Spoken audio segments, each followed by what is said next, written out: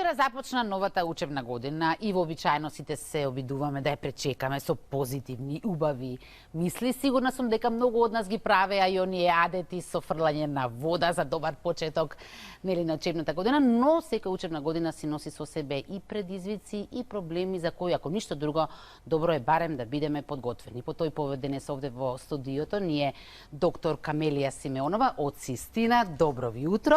Добро утро, благодарам на поканата. Поздрав на сите гледачи на Алфа телевизија. Како еден општ вовед, вие сте и доктор по општа медицина, но овде пред се на оваа тема ни е важна другата ваша улога, а тоа што сте семен и системски советник, така? Така.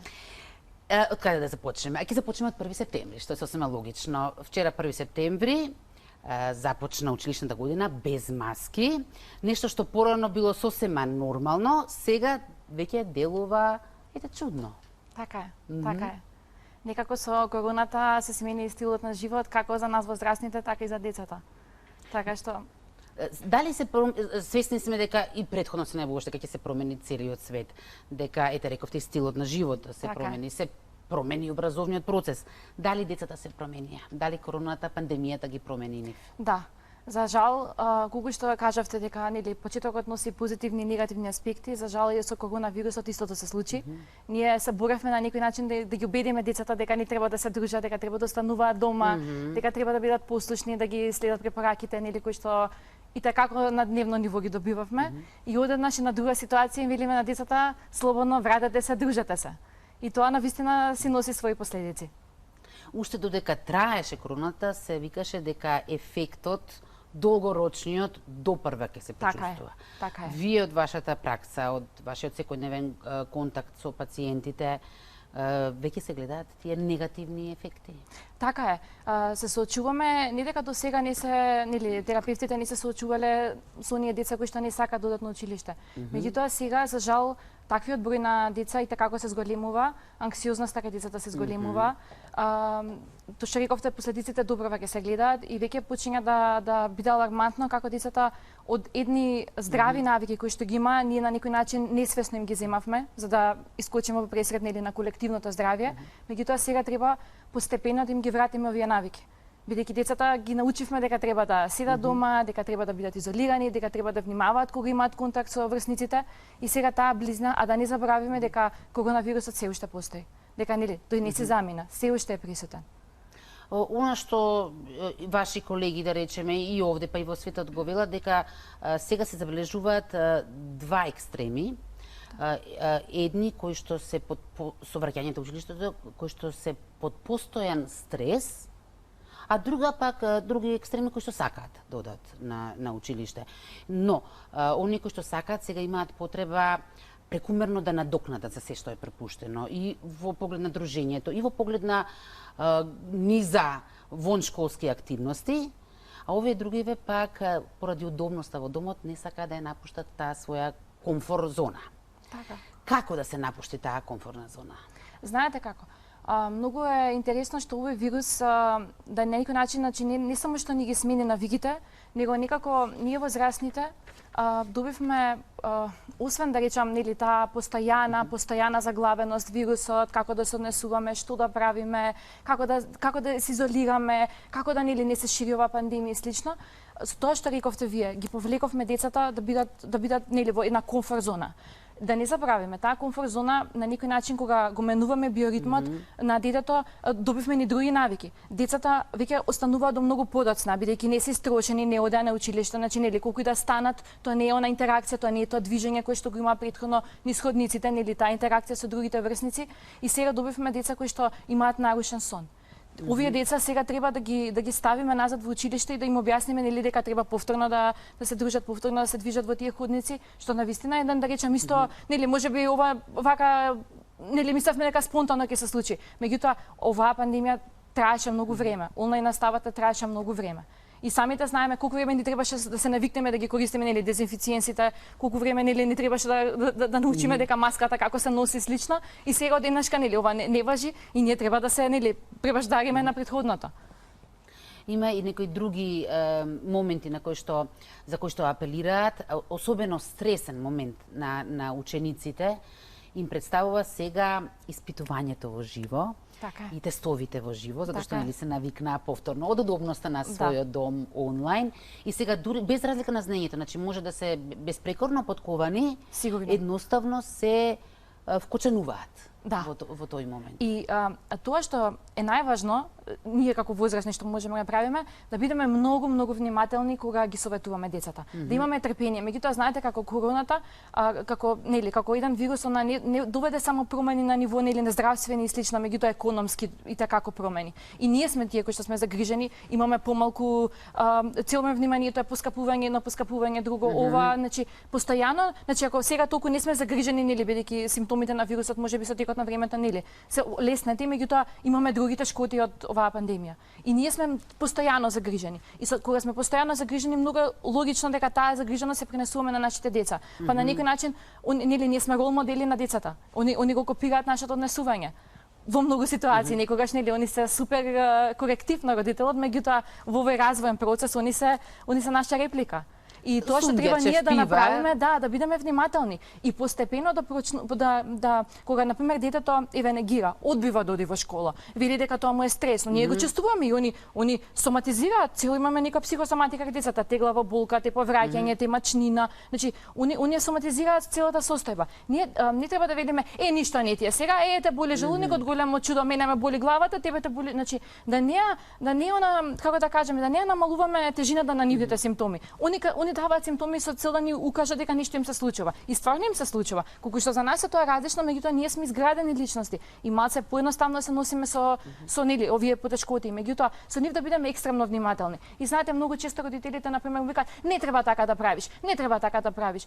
Оној момент дека не треба така да правиш, треба да го замениме со некој модел на однесување кој што детето кога го прави го наградиме. Значи многу почесто да даваме награди на сметка на тоа да кажуваме црваме да бидеме како суди. Ова го направи лоша. Или знаете како во Балканот постои едно изразување често што го прават родителите несвесно, па нели на некој начин е вообичаено за ова поднебје. Ти супер пееш, ама за математика не те бива. И сега ниту ќе се осетиш дека супер пееш. Топлоладно си му направил. Да, топлоладно. Значи како да кажам, на секоја пофалба ние имаме и да замериме. И знаете, они не се чувствуваат наградени, ниту дека убаво пеат, ниту дека не имаат математика. Они само се фрустрираат. А целава ситуација е стварно нова. Значи светот се соочува со нешто ново. И треба да го имаме тоа на ум. И да бидеме многу внимателни. Исто така и од страна на наставниците. Они ќе имаат очекувања едни, меѓутоа сега во овој период треба да бидат повнимателни со децата. Логично е дека дете ако можело 40 минути да седи мирно, сега дека може 40 минути но да нема концентрација. Пошто пак ќе кажам, седење пред монитори, настава пред монитори никогаш не е иста како она очи во очи со наставникот. Да ве навртам на еден момент што ми споменавте, што мислам дека е многу важно, кога рековте дека треба родителите да ги наградуваат. Така. Бидејќи живееме во едно материјално општество, веднаш под награда ни оди нешто поврзано со финансиите. Какви треба да бидат тие награди? Тоа е работата што често пати и ние родителите за да едноставно компензираме кога нешто не нема, знаеме да наградиме со нешто што е материјално. Меѓутоа може и подкуп да биде на некој начин, нели? Така е. И знаете, тоа е секој пат кога ќе се каже награда, значи у психолошка смисла на зборот, многу поважно е оној момент да бидеме внимателни, топли со децата, полни со разбирање. Значи подобро убав збор, отколку така. Или ако видиме дека на пример тоа што го кажав преска, ти убаво пееш. Ти многу убаво пееш. Значи, како пееш ти, значи тоа е фантастично. И после тоа може да се разговара. Ајде сега малку и математиката да видиме што можеме ние туку ко математиката да направиме. Да не биде она што викаме ние поголи па шутни, него да биде момент кај што ние ќе стварно ќе имаме, и ние ќе веруваме во тоа што го збориме. Пошто ние кога караме го чувствуваат тоа децата. Го чувствуваат и они што толку се несигурни. Значи, ние да ја јакнеме сигурноста кај нив, пошто сигурноста не е нешто кое што ние го преку ноќ чаровно можеме да го дадеме на дете. Тоа е нешто што се гради во секојдневните зборови, во секојдневниот живот, во секојдневното говорење. Значи, тоа не е нешто кое што преку ноќ можеме да го дадеме на дете. Ние ќе му речеме мајка имај ти самодоверба и ова дете готово, самодоверба, пуно самодоверба. Не е така. За жал не е така. Тоа е во секојдневните активности. Сега, бидејќи сте вие семеен советник, така. Знаете дека сето ова тешко им паѓа и на родителите. Така е. И сега некој родител ќе си застане во своја одбрана, ќе рече, јас немам време, јас имам проблем на работа, доаѓам уморен од работа, нервозен и не секогаш можам толку да му обрнам внимание на детето. Кој да им помогне сега на родителите? Знаете како, и многу е интересно што често пати кога родителите го носат детето на терапија, они очекуваат дека детето треба 100% да се смени, а при тоа они да не променат ништо. Вистината е дека стварно сите родители сакаат најдобро за своите деца, меѓутоа тоа не значи дека они секој пат и знаат како е најдобро за нивните деца. И заради тоа нели е добро да се посети терапевт кога гледаме дека едноставно детето стагнира, има регресија или нешто слично. Меѓутоа тоа кое што вие конкретно го напоменавте, ние тоа го правиме на внимателен начин, објаснуваме на родителите нели на семејството, на семејните членови, дека семејството е еден систем и дека за да еден систем функционира, треба сите елементи во системот да функционираат. Сите карики да функционираат. Да, и дека една промена во системот секогаш генерира промена нели на некој друг член. И дека нели ако детето јавува, ние тоа викаме, детето секој пат јавува некој симптом. Детето најчесто симптомот кога го јавува е во функција некоја. И ние како терапевти секогаш размислуваме што овој симптом ни кажува. Често пати може да кажува нели некој проблем кој што се на ниво на родителите. Можеби, знаете како мајката е супер попуслива, таткото е супер строг. И они се диаметрално, да речам, разидени и сега детето збунето дете на збунето дете. Пошто децата или знаете како и тоа е многу интересно што некој пат ќе го направат тоа што го вика и мајката и тоа што го вика и таткото и они не знаат кај тераат. И често пати тоа што рековте вие. Така е. Или на пример мајката супер пази на јадење, таткото баш му гајле што седи дома и сега детето или ќе седи гладно за да не ги навреди двајцава или ќе го изеде тоа и од мајката и од таткото и логично дека ќе биде дебело.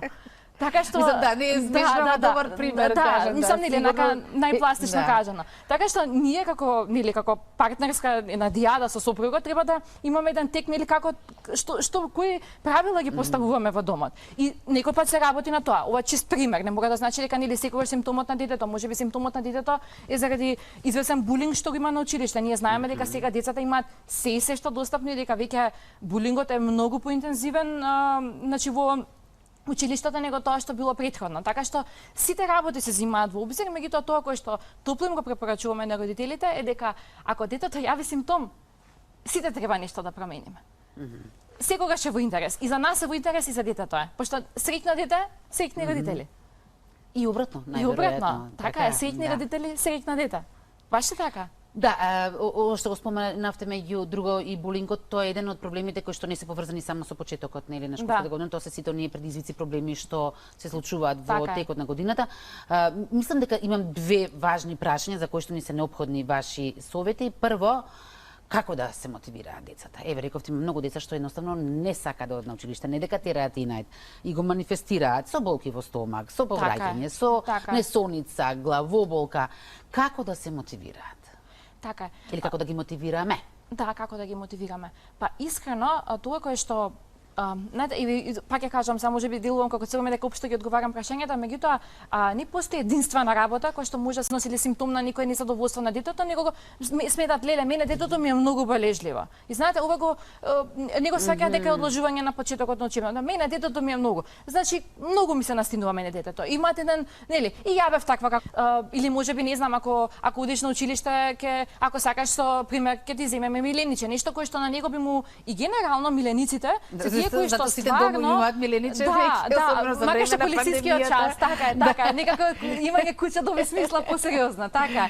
Али сето треба да се најде некој јазик, значи да се опипа што е тоа што ова дете би му причинило задоволство и тоа да се и на пример доколку видиме дека нели има едноставно недобри резултати по некој друг предмет, да не го форсираме, едноставно да бидеме среќни или на пример што викаш мама да ги посетува часовите нели да му укажеме на класниот раководител дека ова дете има потешкоти и секако дека класниот би имал разбирање. И на пример доколку нели се чувствува комфортно да седи на музичко, ако не боже симптомите пролонгираат, не знам, на следниот час, да со следниот со професорот се разговара да не биде критичен кон ова дете. Значи да се нели бидејќи наставниците не може да предвидуваат, они имаат толку деца во паралелка, они не може да предвидуваат кој дете со што се случува. Меѓутоа тоа бара, пак ќе кажам, децата бидејќи нели се во процес на едукација бара разбирање и од едукаторите и од семејството. Значи да се добие една групна поддршка за овие деца. Затоа оној триаголник, ученик, родител, наставник треба да функционира. Така е. Другиот проблем за кој што ни треба ваши совети се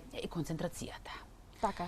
И претходно некои ученици мачеле со концентрацијата. Има многу работи што им одвлекува внимание, Сигурно. а сега уште рековме после поинтензивно. оваа пауза уште повеќе.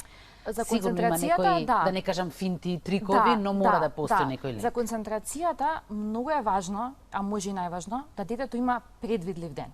Тоа кое што ние го изгубивме, еден континуитет на редовно дење на работа, мајка е по дома, па татко е по дома, па овој е по дома, па тој се изолира, па тој имал контакти. Значи кога детето би имало предвидлив ден, да се знае, од толку до толку часот ќе јаде, од толку до толку часот ја пишува домашната.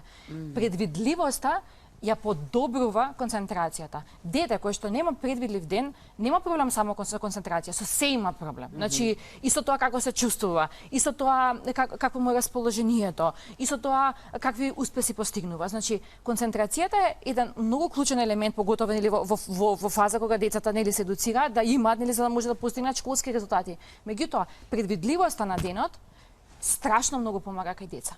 И тоа кое што можеби барем ние не живееме во едно такво поднебје кај што нели имаме битни и небитни предмети, па често пати нели за спортот имаме нешто дека е небитно. И што апсолутно не е така, заради тоа што ние доаѓаме од природата и нема ништо спорно дека нас не треба природата и дека треба да поменуваме време во неа. Така што многу е добро да детето посетува некаков спорт, да има време во природа. Тие работи, чистиот воздух и те како, значи биолошки го подобрува тоа, а да не збориме психички колку помага на растаретување на анксиозноста, особено што ова се генерации кои што се врзани со компјутери. А се знае дека долго време седење на екраните и те како делува за нарушена концентрација. И тоа треба родителите да го имаат на ум со телевизијата, со компјутерите, да имаат едно ограничено користење. Да не биде тоа, епа моето дете супер сака да гледа серии и оно за една недела 25 серии има изгледано. Значи тоа е нешто кое што треба да се лимитира. Што значи ова што велите предвидливоста може и поинаку да се крсти она што порано уште од нашите предци го знаеме, ред, работа и дисциплина си доаѓа едно со друго. Така е. Уште еден поим или термин би сакала да ни демистифицирате овде, вела дека нагло се зголемил проблемот со се извинувам, со социјална анксиозност. Така е. Како се манифестира таа? Социјалната анксиозност е едно, да речам, најчестите анксиозности со кои што се соочува светот. Социјалната, сами ја зборнели, социјално ни кажува дека тоа станува збор за интеракција со другите луѓе. И тоа кое што, пак ќе кажам, во модерно време со булингот е многу застапено, дека децата ако минимално се разликуваат од своето окружување, дека се и те како подложни за булинг. И детето му е страв како ќе се изрази, што ќе каже, како луѓето ќе го доживеат тоа за него. Особено заради тоа што децата се нели во еден развој каде што личноста не е завршена во својот развој и нема снаги како што има една нели личност која што е во завршен развој и многу поемотивно, многу по-драстично ги доживува тие потешкоти кои што своите соученици го отфрлаат. И тоа е нешто на кое што е многу важно да се работи, заради тоа што децата кога во оваа развојна доба добиваат таква социјална анксиозност, таа понатака се претвара во најразноразни нарушувања кои што и како влијаат на здравиот психофизички развој. И уште што ми е многу значено да завршиме со почетокот всушност. Така нели ни е и темата. Генерално сите почетоци ни предизвикуваат стрес некој, така? Така е. Сега што значи ова особено е почеток, не е подеднаков почеток за сите ученици, да речеме. Така е. Најголем почеток, како може се каже, е за првачињата. Така е. За оние кои се запишуваат средно и за оние кои се запишуваат факултет. Ајде да започнеме од најмалите. Широко распространето она дека полесно поминуваат тие што биле во градинка веќе, така? Така е. Не го чувствуваат толку тоа како почеток. Да, имате некоја навика на нели на општење со другите деца, не се од домот на баба и дедо донесени директно нели у 30 деца категорија. Они се веќе навикнати како да делат играчки, како да се подават, значи веќе имаат некои вештини за разлика од овие деца кои што ги чувале пример баба и дедо и они се живееле со баба и дедо и немале други деца кои што нели на интензивно на дневно ниво ги имаат. Но сепак мали се, така? 6, некои се и 5 на возраст од 5 години.